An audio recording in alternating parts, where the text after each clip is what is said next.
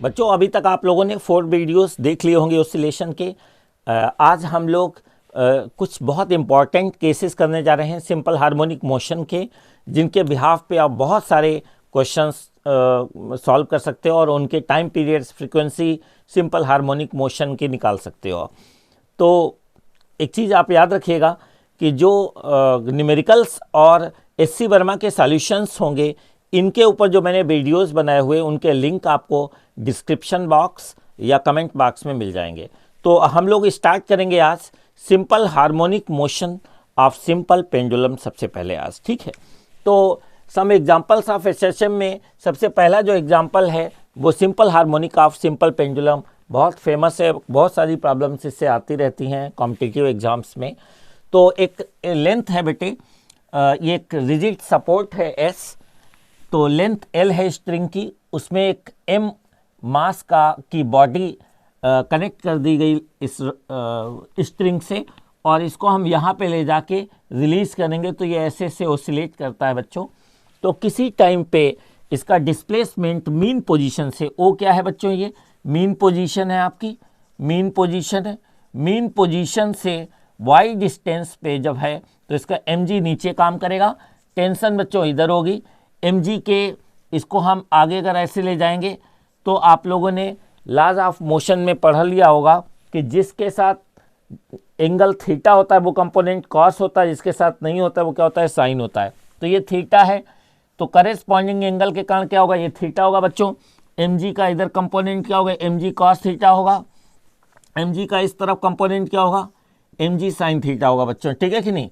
अच्छा, तो इस पे रीस्टोरिंग फोर्स कितना होगा, रीस्टोरिंग फोर्स जिसको हम FRES कहते हैं, that will be equal to, देखो इस टेंशन T को तो ये mg cos थीटा बैलेंस कर लेगा, इसके ऊपर अंदर की तरफ मीन पोजीशन की तरफ कितना restoring force, mg sine theta एक फोर्स है जो इसको मीन पोजीशन की तरफ लाने की कोशिश करेगा बच्चों। अच्छा, डिस्प्लेसमेंट है इधर और रीस्टोरिंग फोर्स उल्टा है, तो क्या होगा कि रीस्टोरिंग फोर्स न्यूमेरिकली तो mg साइन थीटा के बराबर होगा, लेकिन माइनस हमें इसलिए लगाना पड़ेगा कि डिस्प्लेसमेंट की अपोजिट डायरेक्शन है बच्चों, ठीक है कि नहीं। अच्छा, one thing more, since theta is very small, since theta is very small, therefore FRES किसके बराबर हो जाएगा, therefore since theta is very small, therefore sine theta will be approximately equal to कितना हो जाएगा, थीटा हो जाएगा। देयरफॉर FRES कितना हो जाएगा बच्चों, FRES रीस्टोरिंग फोर्स क्या होगा, माइनस mg थीटा के बराबर हो जाएगा। इक्वेशन नंबर हम 1 कह देंगे। तो we know that angle equal to कितना होता है, एस एंगल इक्वल टू बेटा कितना होता है, angle equal to arc upon radius होती है, ठीक है, आर्क अपान रेडियस। ये मैथ्स का वाले बच्चों ने ट्रिग्नोमेट्री में एनसीईआरटी की मैथ्स की 3.1 में पढ़ लिया होगा बच्चों कि एंगल इक्वल टू क्या होता है, आर्क अपान रेडियस। एंगल है बेटे थीटा, आर्क कितनी है, एंगल थीटा है, आर्क है y, और ये लेंथ कितनी है स्ट्रिंग की, L है, तो y अपान L हो गया बच्चों, बाई 1/2 कितना हो जाएगा, by 1/2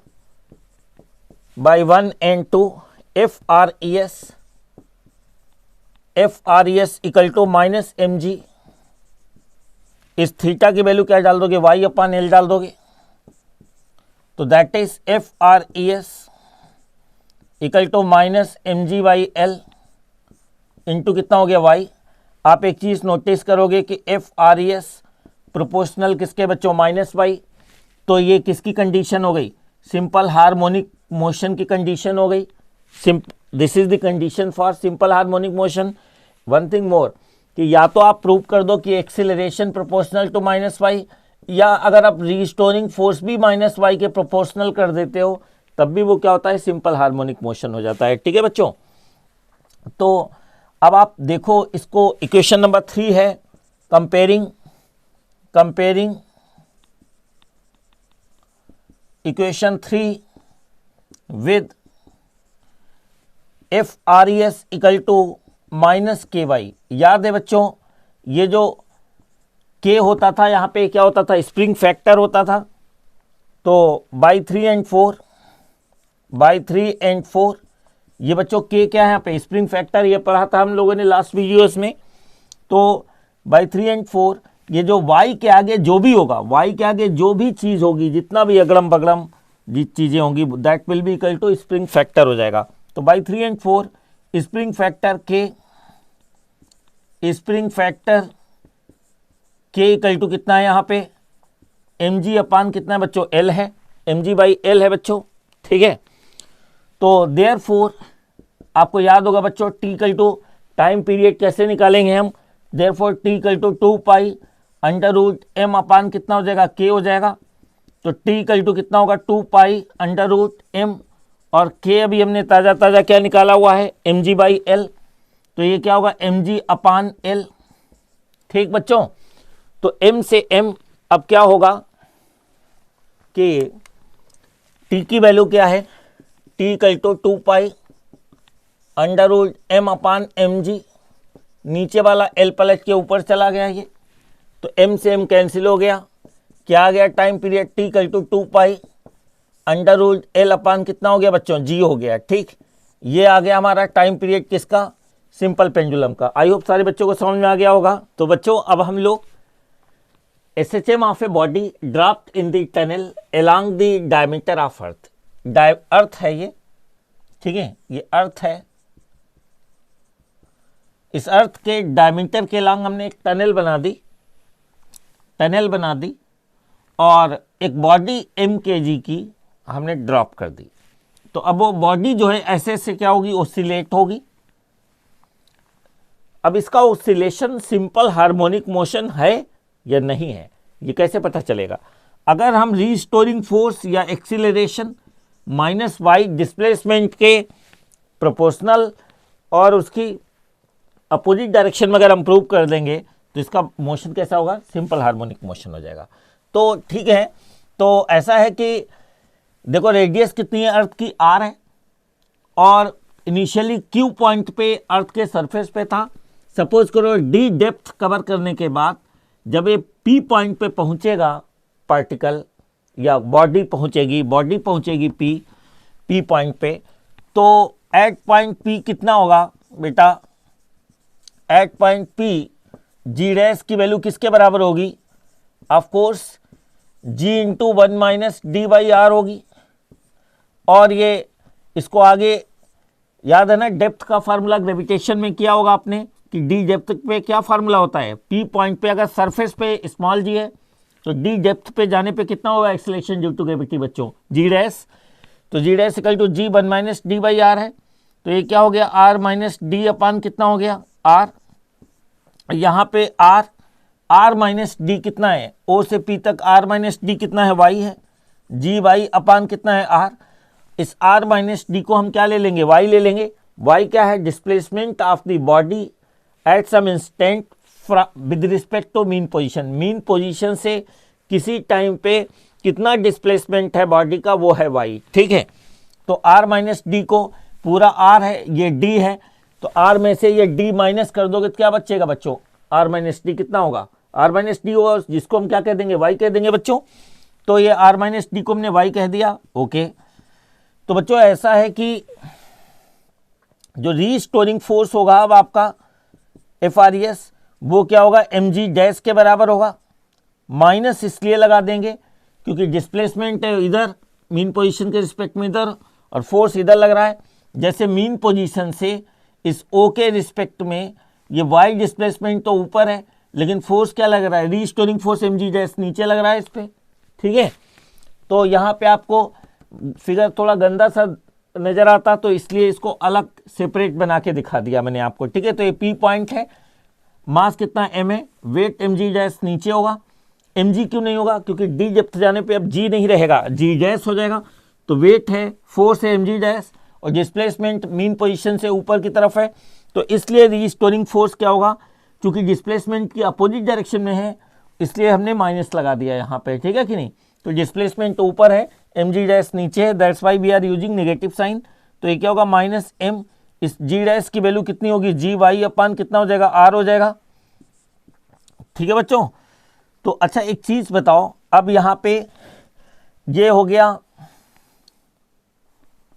minus m g y upon r, यानी कि f r e s proportional to minus Y.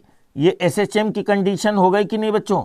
Simple harmonic motion है इस बॉडी का, जो ऑसिलेटिंग बॉडी है उसका मोशन कैसा है? सिंपल हार्मोनिक मोशन प्रूव कर दिया।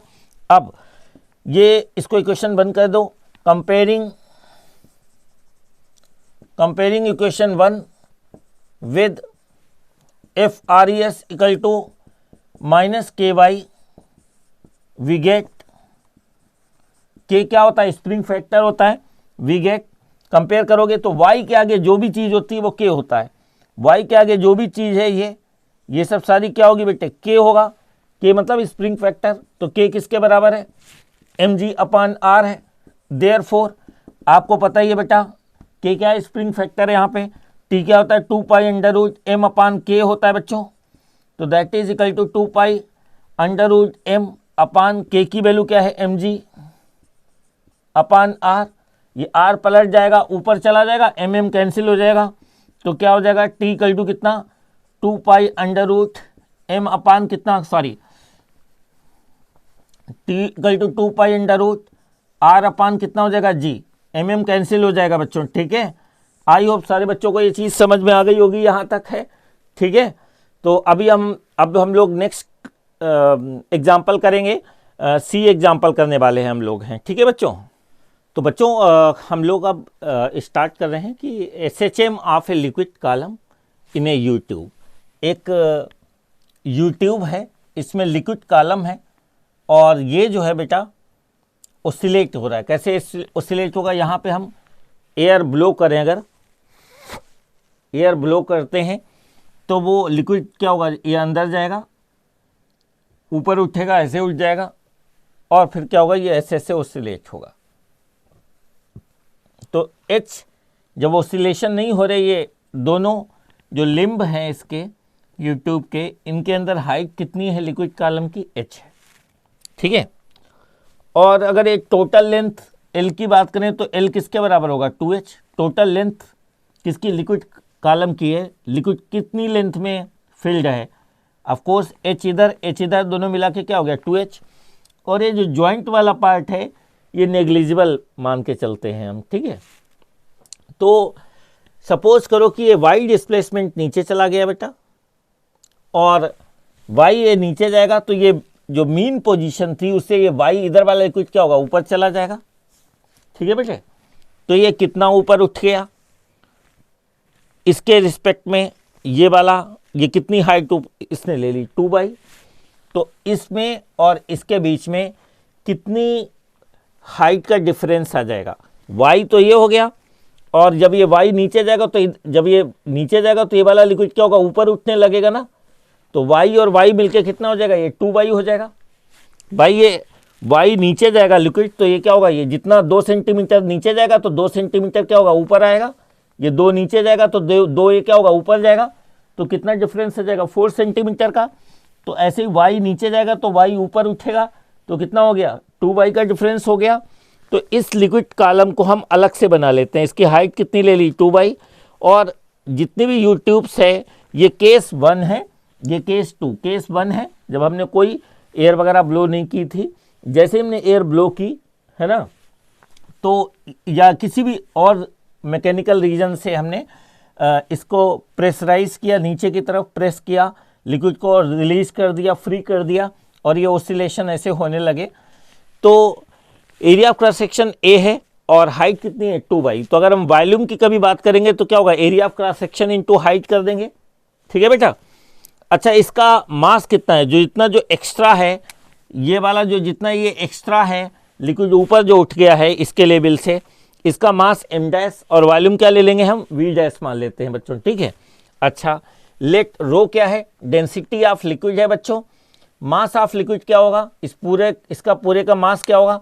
वॉल्यूम इंटू डेंसिटी हो जाएगा। मास इक्वल टू क्या होता है? Volume into density. वॉल्यूम क्या है? एरिया ऑफ क्रॉस सेक्शन क्या है? A. Area of cross section A है बच्चों। और टोटल हाइट कितनी है? h और h मिला के 2h। तो इस एरिया ऑफ क्रॉस सेक्शन ए को इस 2h हाइट से मल्टीप्लाई कर दें, तो एरिया ऑफ क्रॉस सेक्शन को 2h से मल्टीप्लाई करो तो क्या आ जाएगा? वॉल्यूम आ जाएगा। वॉल्यूम इंटू डेंसिटी क्या हो जाएगा, आपका मास आ जाएगा। तो m की जगह, m की जब जरूरत पड़ेगी हमें तो क्या लिख सकते हैं हम उसको, a into 2h into rho लिख सकते हैं बच्चों, ठीक है कि नहीं, ये ध्यान रखिएगा आप। अब रीस्टोरिंग फोर्स क्या है, अब देखो डिस्प्लेसमेंट हुआ इधर, डिस्प्लेसमेंट हुआ इधर, और ये जब ऊपर उठ गया तो इसका वेट क्या होगा, नीचे, ठीक है कि नहीं। डिस्प्लेसमेंट हुआ ऊपर, और डिस्प्लेसमेंट ऊपर हुआ और वेट क्या है, नीचे की तरफ लग रहा है। तो इसका मतलब है कि जो रीस्टोरिंग फोर्स होगा, जिधर वेट होगा किसका, इस एक्स्ट्रा लिक्विड कॉलम का जिधर वेट होगा डाउनवर्ड है ना, डिस्प्लेसमेंट ऊपर हुआ, वेट नीचे है, तो रीस्टोरिंग फोर्स क्या होगा, निगेटिव होगा। Weight of liquid column of height 2/, ये जो हाइट 2/, है बेटे, इसका वॉल्यूम कितना होगा, अच्छा होगा, ये वी डैश कितना होगा, वॉल्यूम कितना होगा, a इंटू 2/, और मास की अगर हम बात करें तो क्या होगा, volume into density. V dash कितना था आपका, वी डैश कितना था, a इंटू 2/, इंटू कितना हो जाएगा, ये रो हो गया, ठीक है बेटा। तो वेट कैसे निकालोगे, मास हमने बताया था ना, मास क्या है, m डैश है, एक्सेलरेशन ड्यू टू ग्रेविटी कितना है, g। m डैश को क्या कह सकते हो, मास क्या होगा, वॉल्यूम इंटू डेंसिटी। वॉल्यूम कितना है उसका, वी डैश लिया था, इसका वॉल्यूम वी डैश लिया है हमने, into rho into g. V dash की वैल्यू कितनी, वी डैश की वैल्यू कितनी बताई थी अभी मैंने आपको, वी डैश की value a into 2/, area of cross section into height, तो वी डैश की वैल्यू क्या डाल दी हमने, a into 2/, rho into g. अब रीस्टोरिंग फोर्स क्या हो गया, थोड़ा रीअरेंज कर लो, -2a रो जी आगे लिख दो और y पीछे लिख दो, ठीक है। तो यहां भी क्लियर दिखाई दे रहा है बच्चों कि restoring force is directly proportional to क्या है बेटे, -y के प्रोपोर्शनल है। तो इसका मतलब सिंपल हार्मोनिक मोशन का केस है। यहां पे y के आगे जो भी होगा वो क्या होगा, स्प्रिंग फैक्टर होगा। तो हियर स्प्रिंग फैक्टर k किसके बराबर है, y के आगे जो भी 2a रो जी है वो क्या हो गया, स्प्रिंग फैक्टर हो गया बच्चों। अब हमने फार्मूला एक पढ़ रखा था, T = 2π√m/k। m क्या होता है, mass of that body which is under simple harmonic motion. तो कौन सा मास है, ये जो लिक्विड का मास है ये ही ऑसिलेट हो रहा है, तो इसकी हम m, इसका मास कितना है m, वो हम लोगों ने पहले कैलकुलेट कर लिया था। यहाँ पे देखो जरा बच्चों, ये कैलकुलेट कर लिया था। अब 2π m के प्लेस पे a into 2h into rho डाल दिया, और k की वैल्यू हमने निकाल ली थी यहाँ पे कितनी, 2a रो जी, वो k की वैल्यू डाल दी। 2a रो ऊपर नीचे न्यूमरेटर डिनोमिनेटर से कैंसिल कर दिया, T = 2π√h/ क्या हो गया, g हो गया। अब L अगर हमने क्या माना, total length of the liquid column माना, तो इस H प्लस H कितना, 2H = क्या होगा, L, तो H = क्या होगा, L/2। तो इस H की जगह पे आप L/2 डाल सकते हो, ये फार्मूला आ गया आपका।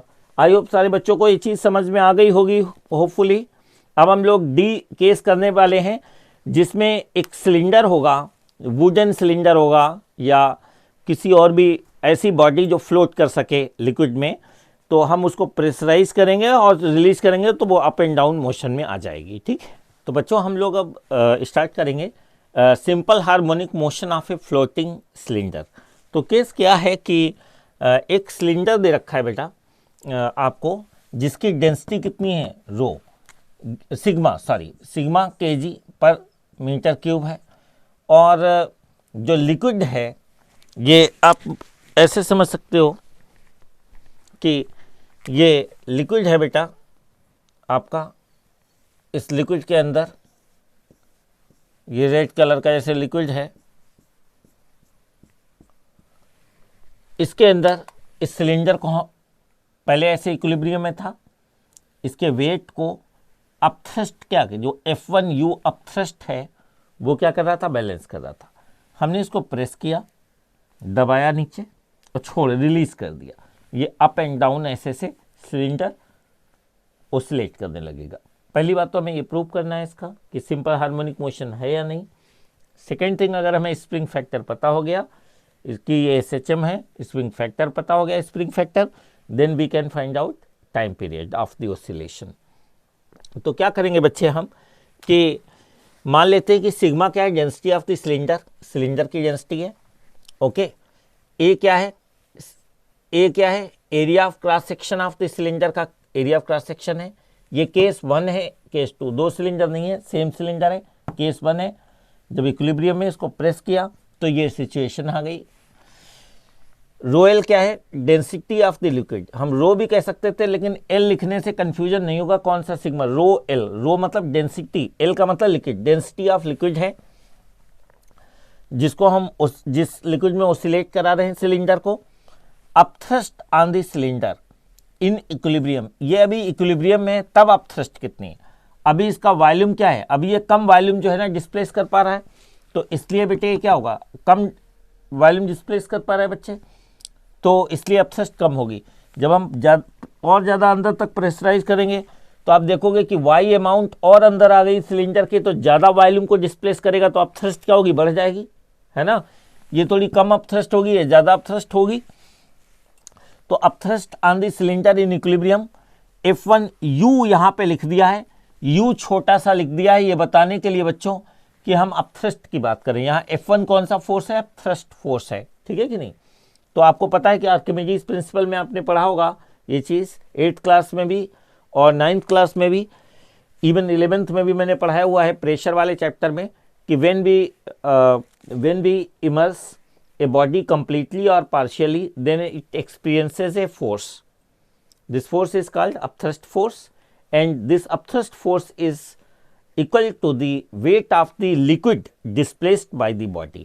Body जितना liquid displace करेगी उसका जो weight होगा उसके बराबर upthrust लगती है। ध्यान रखना, IIT के बहुत सारे क्वेश्चंस में ये कंसेप्ट यूज होगी।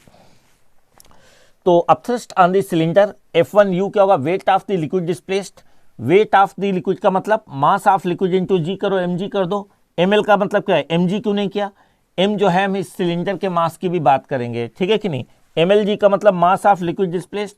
मास ऑफ लिक्विड डिस्प्लेस्ड क्या होगा बेटा? Volume of liquid displaced into density of liquid into g. Volume of liquid क्या होगा? Area of cross section into कितना? Area of cross section. Area of cross section A into L. इस volume के बराबर liquid को क्या करेगा? Displace करेगा सिलेंडर। ये तो बाहर है, इतना पार्ट है, अंदर कितना पार्ट है? अंदर है कितना वॉल्यूम है? Area of cross section A into L से मल्टीप्लाई करोगे तो अंदर वॉल्यूम इतना है, तो वॉल्यूम ऑफ लिक्विड डिस्प्लेस्ड उतना ही होगा जितना कि सिलेंडर का वॉल्यूम अंदर है। कितना है? एल होगा into rho L into G. Equation 1 कह दो। Upthrust on the cylinder when it is pushed downward, when it is pushed downward by Y displacement. जब आपने इसको दबा के और कितना दबा दिया? वाई डिस्प्लेसमेंट से और अंदर कर दिया, ठीक है। कितने डिस्प्लेसमेंट से? वाई डिस्प्लेसमेंट से अंदर कर दिया। टोटल लेंथ कितनी अंदर चली गई? L plus Y. तो F2U क्या होगा? मतलब सेकेंड केस में अपथ्रस्ट क्या होगी? Weight of the liquid displaced. अब की बार मास क्या होगा? लिक्विड का थोड़ा ज़्यादा डिस्प्लेस होगा, तो हम ml डैश कह देंगे। ml डैश क्या होगा? VL dash. Mass of liquid displaced अब की बार क्या होगा? Volume of liquid displaced into density of liquid करोगे तो मास ऑफ लिक्विड डिस्प्लेस्ड आ जाएगा। तो V dash into rho L into g. VL dash कितना है बेटे? अब की बार वॉल्यूम कितना होगा लिक्विड का डिस्प्लेस? लिक्विड जो डिस्प्लेस्ड हो चुका है, लिक्विड इसने किया है, उसका वॉल्यूम उतना ही होगा जितना वॉल्यूम इस सिलेंडर के उस पार्ट का होगा जो लिक्विड के अंदर है बच्चों, ठीक है कि नहीं। तो अंदर लिक्विड के कितना है volume? Area of cross section ए, ये ए यहाँ से लोगे, ये इतना पार्ट अंदर है, तो ए इंटू लेंथ, टोटल लेंथ कितनी है? L प्लस वाई, मल्टीप्लाई किया, वॉल्यूम आ गया। तो अब की बार इस सेकेंड केस में जो लिक्विड डिस्प्लेस्ड है उसका वॉल्यूम VL डैश किसके बराबर होगा? A into L plus y into rho L into g हो गया बच्चों। तो आई होप ये चीज़ समझ में आ गई होगी यहाँ तक। इसको हम सेकेंड इक्वेशन कह देंगे हम, ठीक है। आप लोग देखोगे कि फर्स्ट केस में अपथ्रस्ट F1 कितना था? इतना था। और सेकेंड केस में अपथ्रस्ट कितनी है? सेकेंड, जब आपने इसको अंदर की तरफ पुश कर दिया था, इतनी ये थी। तो नेट फोर्स सपोज करो कि पहले 10 न्यूटन था और बाद में 12 न्यूटन हो गया ऊपर, तो नेट फोर्स कितना वो अपवर्ड की तरफ है? 2 न्यूटन हुआ ना एक्स्ट्रा। तो that 2 Newton extra force will be the restoring force on the cylinder, ठीक है। तो now net restoring force on the cylinder can be given by, तो जो बाद में अपथ्रस्ट है उसमें से पहले वाली अपथ्रस्ट माइनस कर दोगे, जो नेट अपथ्रस्ट अब आएगी उसके आगे हमने माइनस क्यों लगाया?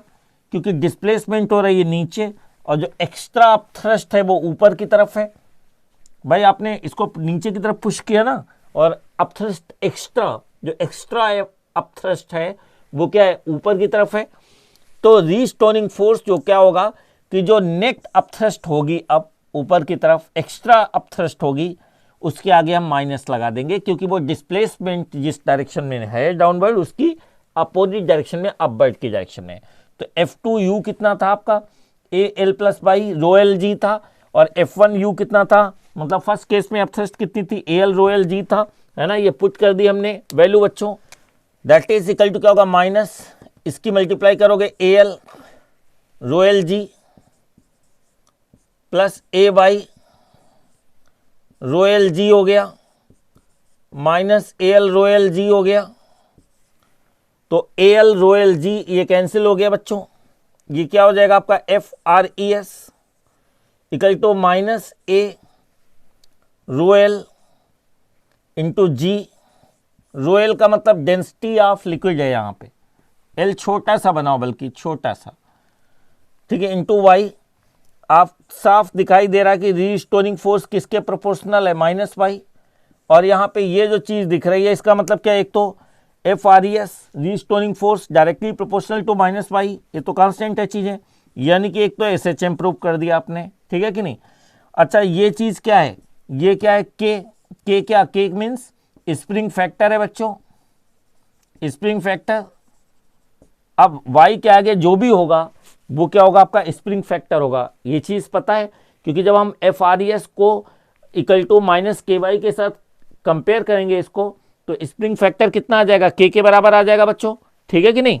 तो यहाँ पे देयरफॉर T इक्वल टू कितना होगा, 2 pi under root M upon कितना होगा बच्चों, M अपान के 2 पाई। अब एक बात बताओ, 2 पाई M किसका मास है, सिलेंडर का। कैसे निकालोगे मास सिलेंडर का, इसका मास कैसे निकालोगे, मास इक्वल टू कितना होगा बेटा, volume into density. Total volume यहाँ से यहाँ तक कितना है, V इंटू ये पूरा वॉल्यूम कितना है, V इंटू डेंसिटी कितनी, सिग्मा।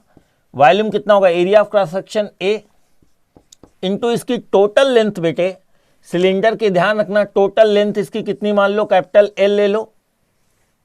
सिलेंडर की टोटल लेंथ कितनी ले लीजिए आप, कैपिटल L। तो A इंटू एल, ये तो आ गया वॉल्यूम इंटू सिग्मा हो गया, ठीक है। तो ये क्या हो गया, AL सिग्मा। और K कितना निकाला अभी आपने, देखो K कितना निकाला था बेटा, K कहाँ गया, ये K कितना है, ये AL A rho L into g, ठीक है। A से A कैंसिल हो गया, तो टाइम पीरियड कितना हो गया, 2 pi under root L sigma upon rho L into जी। ये बच्चों ये एक एक्सप्रेशन आ गया आपका इस तरीके से।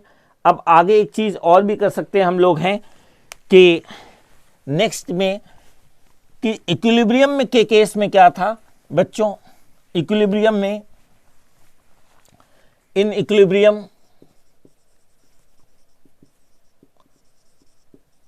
इक्विलिब्रियम इसके अपथ्रस्ट को कौन बैलेंस कर रहा था बच्चों, बताओ।